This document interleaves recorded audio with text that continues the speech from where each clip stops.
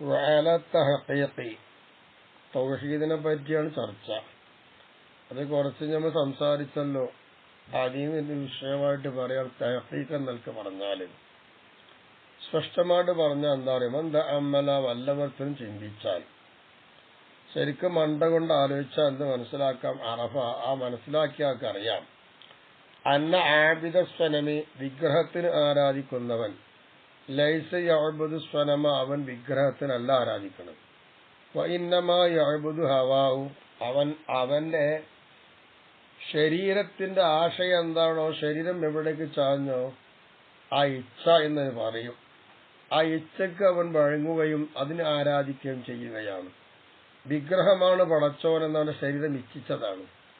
അപ്പൊ ആ വിഗ്രഹത്തെ പ്രതിഷ്ഠിച്ചു എന്നല്ലാതെ യഥാർത്ഥത്തിൽ അവിടെ ചിന്തിച്ചാൽ എന്താ കിട്ടുക, അവന്റെ ശരീരത്തിന്റെ ഇച്ഛക്കാണ് അവൻ ആരാധിക്കുക എന്ന് കിട്ടും. എന്തുകൊണ്ടാണ് അങ്ങനെ പറയുന്നത് വെച്ചാൽ, ഇത് നഫ്സു, കാരണം ഈ ആരാധിക്കുന്നവന്റെ ശരീരം മായിരത്തുന്നത് ചായുന്നതാണല്ലോ ഇല്ല ദീനി ആബാഹി അവന്റെ പിതാക്കന്മാരുടെ മതത്തിലേക്ക് ഇങ്ങനെ ചാഞ്ഞുകൊണ്ടിരിക്കുന്നതാണ്. അങ്ങനെ വരുമ്പോൾ ലാലിക്കൽ മൈല പിതാക്കന്മാര് എന്തിനാണോ പോയതെങ്കിൽ അതേ വഴിക്ക് തന്നെ അവന്റെ മനസ്സ് ചായും, അവന്റെ ശരീരം ചായും. ആ ശരീരം ചായുക എന്നതിനോട് തുടരും. അപ്പൊ അവന്റെ പിതാക്കന്മാരൊക്കെ ഇപ്പൊ എങ്ങനെയാണ് വിഗ്രഹത്തിന് ആരാധിച്ചു പോകുന്നു, അവിടെ ഇച്ഛക്കനുസരിച്ച്. അങ്ങനെ വരുമ്പോൾ അവന്റെ പിതാവിന്റെ ആ വഴക്കത്തിനോട് ചാഞ്ഞുകൊണ്ട് അവൻ പോകുന്നത്. അപ്പൊ അതിലേക്ക് ചായ്വ് വന്നു. ആ ചായ്വ് വന്നപ്പോ ചായ്വിലാണ് അവൻ എന്ത് ചെയ്തത്, ആരാധിച്ചു കൊണ്ടിരിക്കുക. അതിനോടാണ് അവൻ തുടരുക എന്നാണ്. ഇവിടെ നമ്മളിപ്പോ അങ്ങനെ തന്നെയല്ലേ, നമ്മുടെ പിതാക്കന്മാര് പരമ്പരാഗതമായി നല്ല മതത്തോട് ഇണങ്ങിച്ചേർന്നു.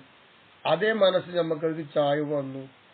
അതോടുകൂടി നമ്മളും എന്താവുന്നു, അതിനോട് തുടർന്നു എന്ന് പറഞ്ഞാൽ നമ്മൾ ആരാധിക്കുന്ന ഇച്ഛക്കല്ല, യഥാർത്ഥ പടച്ചോനാണ് നമ്മൾ ആരാധിക്കുന്നത്. ഇവിടെ അങ്ങനെയല്ല, യഥാർത്ഥ പടച്ചോനെ മാറ്റി വെച്ചുപോയി. മഅലൂഫാത്തി എന്നാൽ വികാരങ്ങള് ഇണങ്ങിച്ചേരുക എന്നതിലേക്കുള്ള ശരീരത്തിന്റെ ചായവും ആ ചായലൊക്കെ അഹദുൽ മആനി പല അർത്ഥങ്ങളും കൊടുക്കാമെങ്കിലും അതിലൊരർത്ഥമാണ്.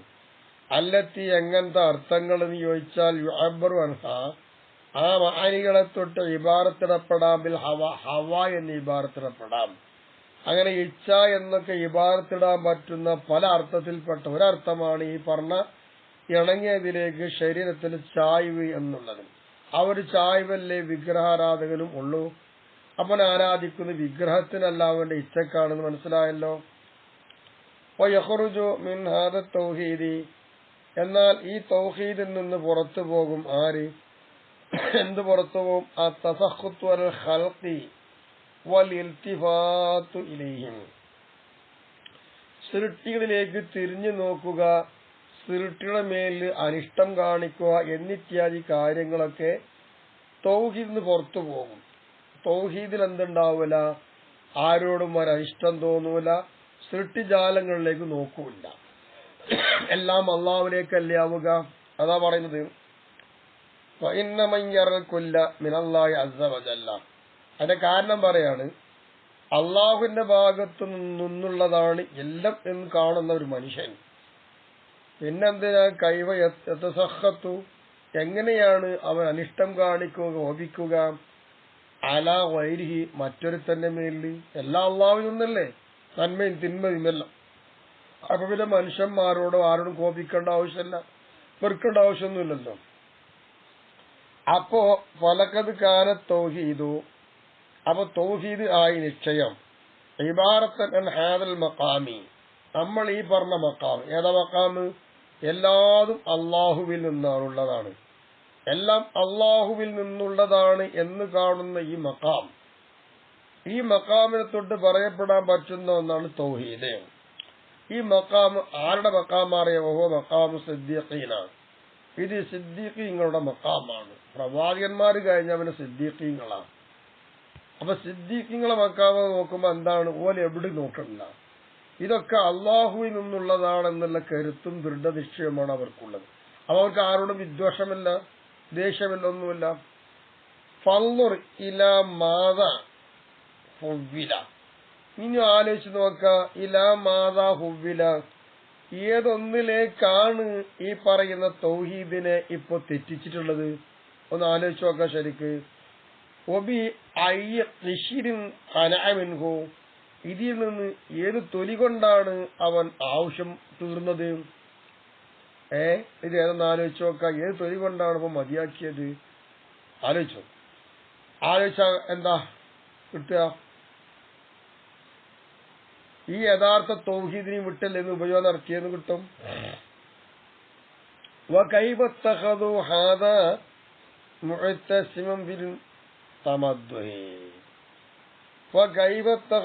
എങ്ങനെയാണ് അവര് പിടിച്ചെടുത്തത്? ഹാദ ഇതിനെ മുഅ്തസിമിന തമദ്ദുഹി വത്തവാഖുരി, അന്തസ് പറയുക, അതുപോലെ തന്നെ പുകഴ്ത്തുക എന്നിത്യാദി കാര്യങ്ങൾ പിടിച്ചു നിൽക്കുന്നവരാക്കിയത് എങ്ങനെയാ? ഇത് പിടിച്ചിരിക്കാനാക്കിയത് അവർ വിമാവ് ഒന്നുകൊണ്ട്. ഇസ്മുഹു, ആ ഒന്നിന്റെ നാമം മഹമ്മൂദാണല്ലോ, വാഴ്ത്തപ്പെട്ടത്. അങ്ങനത്തെ പരിശുദ്ധമാക്കപ്പെട്ട വാഴ്ത്തപ്പെടാൻ പറ്റുന്നൊരു നാമം കൊണ്ട് അന്തസ്സും അഭിമാനം പറയുന്ന കാര്യത്തിൽ എങ്ങനെയാണ് അവർ പിടിച്ചെന്ന് നോക്കാം. എന്തോടുകൂടെ? മഅൽ ഇഫ്രാസി, ഒഴിവാവലോടുകൂടെ, അൽ മഅനല്ലദീ യസ്തഹിഖുൽ ഹംദൽ ഹഖീഖിയ്യ, യഥാർത്ഥ ഹംദിനെ ഉടമയാക്കുക. യഥാർത്ഥ ഹംദിനെ ഉടമയാക്കുക എന്നൊരാശയമുണ്ട്. അത്തരമൊരു ആശയത്തെ തൊട്ട് ഇതൊക്കെ ഒഴിവായിട്ടുണ്ട്. അങ്ങനെ ഒന്നുമില്ലെന്ന് അവരെടുത്തൊന്നും. എന്നിട്ട് പിന്നെ അതിലേക്ക് ആ തൗഹീദിനെ കൊണ്ട് ഇവർ പദം ഉപയോഗിച്ചത്. ഒന്ന് ആലോചിച്ച് നോക്ക്. വദാലിക, ഈ പറഞ്ഞ കാര്യം എങ്ങനെ ചോദിച്ചാൽ എങ്ങനെ ഇരിക്കുമെന്ന് ചോദിച്ചാൽ ഉദാഹരണം പറഞ്ഞുതരാം. അതായത് യഥാർത്ഥ തൗഹീദ് ഇല്ല. യഥാർത്ഥ തൗഹീദിനെ പറയേണ്ടത് മാറ്റിയിട്ട് ഡൂപ്ലി തൗഹീദേ ഉള്ളൂ. അതിന് ഉദാഹരണം പറയാണ്. കൈഫിലാസിമൻ, ഒരുത്തൻ ഒഴിവായതുപോലെ. എങ്ങനത്തെ ഒരുത്തൻ? യുസ്ബിഹു ബുക്റത്തൻ, അവൻ രാവിലെ അവൻ സുബഹ് നിസ്കരിക്കോ, എണീറ്റ് പ്രഭാതത്തിലാകും. എന്നിട്ട് യതവജ്ജഹു, അവൻ എന്താകും? നേരിടും. ഖിബിലത്തി, ഖിബില കൊള്ള നേരിടും. അപ്പൊ പ്രഭാത സമയത്ത് എണീറ്റിട്ട് സുബഹിക്കരിക്കാൻ വേണ്ടി ഖിബില കൊള്ള നേരിടും. എന്നിട്ട് നേരിട്ട് എന്താ പറയുക? യഖൂലു, അവൻ പറയും, വജ്ജഹത്തു വജ്ഹിയലില്ലദീ ഫതറസ്സമാവാതി വൽ അർള ഹനീഫ എന്ന വജ്ജഹത്ത് ആദ്യം പറയും. ആകാശഭൂമികളെ സൃഷ്ടിച്ച അള്ളാഹുവിലേക്കാണ് എന്റെ തടിയെ നേരിടിച്ചത്, മറ്റു മതങ്ങളൊക്കെ വിട്ട് സത്യമതത്തിലേക്ക് ചാഞ്ഞവനായിട്ട് പറയുന്നുണ്ട്. വാസ്തവത്തിൽ ഈ പറയുന്ന വാക്ക് തൊള്ള കൊണ്ട് പറയാന്നല്ലാതെ ഇത് യഥാർത്ഥത്തിൽ അവന്റെ മനസ്സിന് ശരിയായിട്ടില്ല, ഒന്നും ശരിയായിട്ടില്ല. ഇതാണ് ഒരാളെ കിബിലക്ക് മുന്നിട്ടുകൊണ്ട് ആദ്യമായി പറയുന്നത്. ബഹുവ, എത്തരത്തിൽ ഇവൻ അവലു കദിബിൻ യുഫാത്തിഹുല്ലാഹ ബിഹി കുല്ലയൗം, എല്ലാ ദിവസവും അള്ളാഹുവിനോട് വായ തുറന്നുകൊണ്ട് ആദ്യം പറയുന്ന കളവാണ് ഒരു മനുഷ്യൻ ഇത്. കാരണം യഥാർത്ഥ രൂപത്തിൽ അവന്റെ മനസ്സിലാവുന്നില്ലല്ലോ, തൊള്ളുകൊണ്ട് പറഞ്ഞു പോയെന്നല്ലാതെ. അങ്ങനെ വരുമ്പോൾ ഇല്ലം യകുൻ വജ്ഹു ഖൽബി, എങ്ങനെയായിട്ടില്ലെങ്കിൽ അവന്റെ ഹൃദയത്തിന്റെ മുഖം ആയിട്ടില്ലെങ്കിൽ, മുതവജ്ജിഹ ഇലല്ലാഹി തആല അൽ ഖുസൂസി, ഇഖ്ലാസോടുകൂടെ അള്ളാഹുവിലേക്ക് അവന്റെ ഹൃദയമാകുന്ന മുഖം നേരിട്ടിട്ടില്ല എങ്കിൽ ഇതൊക്കെ കളവായി മാറും. നേരിട്ടിട്ടുണ്ടെങ്കിൽ കുഴപ്പമില്ല. എന്താണ്? ഫൈന്നഹു ഇൻ അറാദ ബിൽ വജ്ഹി, ഇവിടെ വജ്ഹി എന്നതുകൊണ്ട് നിശ്ചയമായിട്ടും ഉദ്ദേശിക്കുന്നത് എന്താണ്? വജ്ഹുൽ ലാഹിർ, ലാഹിറായ വജ്ഹി എന്നല്ലേ? അങ്ങനെയാണ് ഉദ്ദേശമെങ്കിൽ നോക്കുക. ഫൈന്നഹു, നിശ്ചയമായിട്ടും ഈ നിസ്കരിക്കാൻ നിന്നവൻ, ഇൻ അറാദ ബിൽ വജ്ഹി, അവൻ വജ്ഹി എന്ന് പറഞ്ഞല്ലോ, ആ വജ്ഹ് കൊണ്ട് അവൻ ഉദ്ദേശിക്കുകയാണെങ്കിൽ, വജ്ഹുൽ ലാഹിരി, പ്രത്യക്ഷത്തിൽ കാണുന്ന അവന്റെ മുഖമുണ്ടല്ലോ, അതാണ് ആ വജ്ഹ് കൊണ്ട് ഉദ്ദേശമെങ്കിൽ, ഫമാ വജ്ജഹു ഇല്ലാ കഅബത്തി, എന്നാ പിന്നെ ആ മുഖം കൊണ്ട് കഅബയിലേക്കല്ലാതെ അവൻ നേരിട്ടിട്ടില്ല എന്നായി. അതിന്റെ അർത്ഥം അങ്ങനെയാണ്. വമാ സ്വറബഹു, അതിനവൻ തിരിച്ചിട്ടുമില്ല, ഇല്ലാ അൻസാരി ജിഹാത്തി, മറ്റ് ഏതെല്ലാം ജിഹത്തുകളുണ്ടോ ആ ജിഹത്തുകളെ തൊട്ടല്ലാതെ കഅബയിലേക്ക് വാറൊന്നും തിരിച്ചിട്ടുമില്ല. അപ്പൊ നേരെ മുഖം കൊണ്ട് കഅബയിലേക്ക് നിന്നു, മറ്റു ഭാഗങ്ങളെ തൊട്ടൊക്കെ മുഖത്തെ തിരിച്ചു, മനസ്സോട് തിരിഞ്ഞിട്ടില്ല, ഇഖ്ലാസില്ല എന്നർത്ഥം. വൽ കഅബത്തു, എത്തരത്തിൽ പരിശുദ്ധമായിരിക്കുന്ന കഅബ, ലൈസത്ത്, അതല്ലല്ലോ, എന്തല്ല, ജിഹത്തൻ, ഒരു ഭാഗമല്ല, ഇല്ലതി, ഒരല്ലാക്ക്, അങ്ങനത്തെ അല്ലാഹ്, ഫതറസ്സമാവാതി വൽ അർള, ആകാശഭൂമിയെ സൃഷ്ടിച്ചു വെച്ചതായിരിക്കുന്ന അല്ലാഹ്, ആ അല്ലാഹ്ക്ക് എന്താണ് അങ്ങനെയുള്ളതായിരിക്കുന്ന ആ അല്ലാഹ്ക്കൊരു ജിഹത്തായി നിൽക്കുന്നതാണ് കഅബ. അവിടെ അല്ലള്ളത് അല്ലല്ലോ. അത്തായക്കുൽ മുതവജ്ജിഹി, കഅബയിലേക്ക് മുന്നിടുന്നവൻ അള്ളാഹുവിലേക്കാണ് മുന്നിട്ടത് ആകാൻ വേണ്ടി. അങ്ങനെയാണ് കഅബ, ആ കഅബന്റെ ഭാഗത്താണ് അല്ലള്ളത്. അപ്പൊ കഅബയിലേക്ക് മുന്നിടുമ്പോൾ അവിടെ മുന്നിട്ടത് അള്ളാഹുവിലേക്കാവണം. ഇങ്ങനെ അള്ളാഹുവിലേക്ക് ആകുക എന്നുള്ളത് ആവാൻ വേണ്ടി അള്ളാഹു തആലയുടെ ഭാഗമാക്കി വെച്ചതാണ് കഅബ അല്ലല്ലോ.